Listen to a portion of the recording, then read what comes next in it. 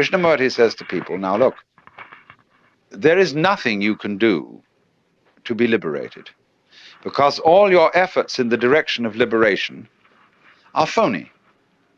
They are based on your desire to boost and continue your ego, and that will never lead to liberation.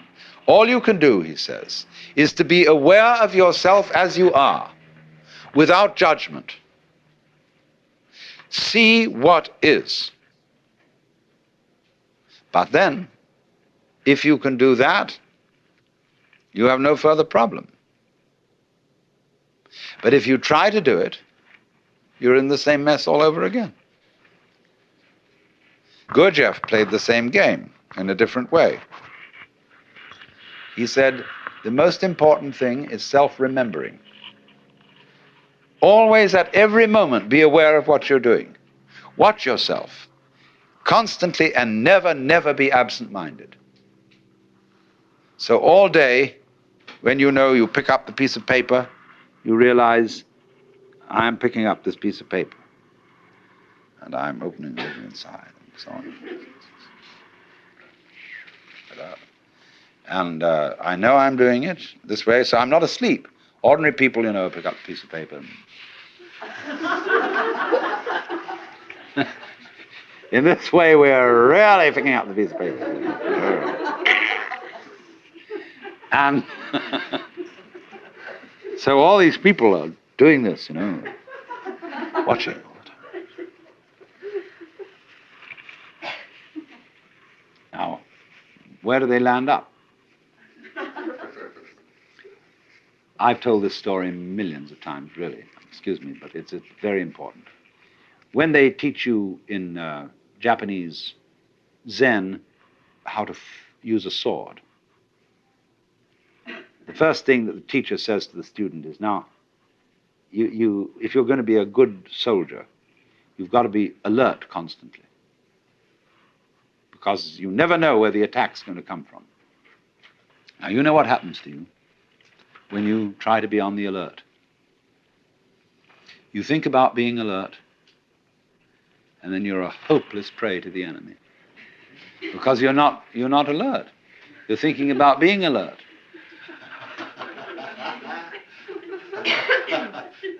You must be simply awake and relaxed. And then all your nerve ends are working, and wherever the attack comes from, you're ready. They liken this to a barrel of water. The water is just sitting there in the barrel. But the minute you make a hole in the barrel, the water immediately is ready to come out of that hole. So in the same way, the mind, when it is in the proper state, is ready to respond in any direction from which the attack may come. So this man is no longer alert in the sense of taut and anxious. Which way is it going to go? See? He's just sitting there, like a cat sits there. And the minute anything happens, it's right there, because it didn't have to overcome any set in a direction opposite to that from which the attack comes. If you're set for the attack to come from there, and it comes from here, you have to pull back from there and go there, but that's too late. So you sit in the middle, and you don't expect the attack from any particular direction. So in the same way, all this applies to yoga. You can be watchful, you can be concentrated, you can be alert. But all that will ever teach you is what not to do, how not to use the mind.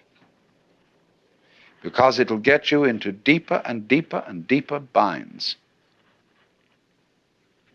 You have to let it happen.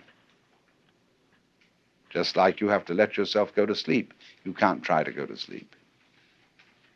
You have to let yourself digest your food. You can't try to digest it. And so in the same way, you have to let yourself wake up. Become liberated. And when you find out, you see, that there isn't any way of forcing it, that for most people is the only way of getting them to stop forcing it. Because they won't believe when you tell them in the first instance, you've got to do this without forcing it. They'll say, well, it won't work, it won't happen, because I'm very unevolved. I'm just an ordinary human being. I'm just poor little me. And if I don't force it, nothing will happen. I have people who think that if they don't struggle and strain, they won't have a bowel movement, or whatever it is. They think they've got to do that work in order to make it happen. In other words, all that is based on lack of faith, not trusting life. And to get people to trust life who don't trust it, you have to trick them. They won't jump into the water, so you have to throw them in. And if they are very unwilling to be thrown in, they're going to take diving lessons, you see, in which they're going to go all through, they're going to read books about diving, they're going to do all the preliminary exercises for diving, they're going to stand on the edge of the diving board and inquire whether there's the right posture until somebody comes up beside and kicks them in the butt. And they're in the water. And it's also with this. It really is. So now the most amazing gamesmanship goes on in the whole domain of yoga and spiritual practice. You would be astounded. So, I mean, one of the games in all this is to find a little flaw in you, see? Everybody has a place where they can be jiggled a bit.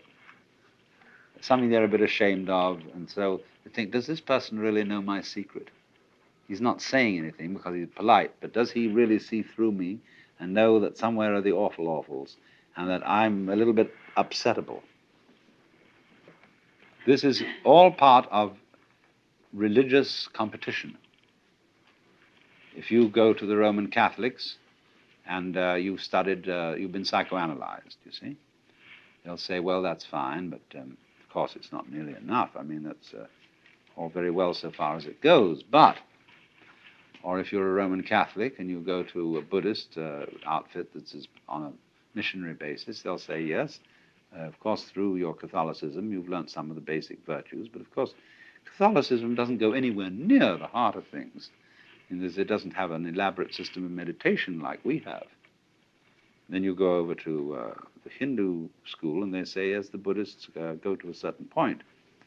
They do attain a very, very high stage of realization, but there is nevertheless something higher than that, which they don't quite get. And you will find this all round the world. Everybody claiming to have that little special extra essence which the others don't have. Now, why are they doing that? Are they all frauds? Are they all out to get you into their society? Sometimes, yes. But sometimes they're trying to see whether you fall for this, testing you out. This is upaya, skillful method. And if you become falling for that little extra special thing that's just supposed to be around the corner, no? Then they've got you. Or rather, you've got yourself in the mix. And you have to work at that and work at that and work at that until you find out that you were being made a monkey of. But you were being made a monkey of because you could be made a monkey of.